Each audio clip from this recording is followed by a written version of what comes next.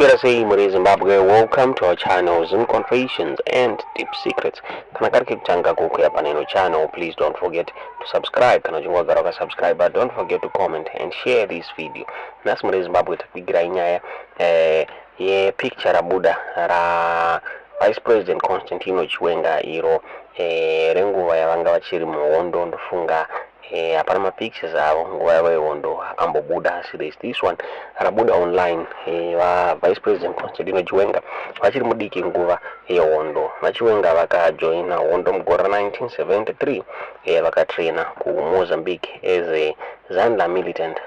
Vachiwenga vaishandisa zita rekuti Dominic Chinenge and he rose through my ranks vakaita provincial commander for Masvingo mugora 1978 vakapromotwa to a high command post ya Zandla deputy commissar pavanga vari deputy wa Josiah Tongogara. Then mugore ra 1981 after independence ndopokapiwa a new role rakafumwa ni Zimbabwe National Army vanga vari brigadier vachikomanda the first brigade in Bulawayo.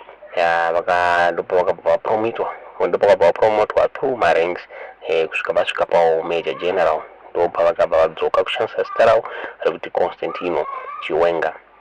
Muri Zimbabwe ndovamuri kuona avo vari apo vanga vane passion kubva kudhara nenyaya dzehondo zvikunzi mugore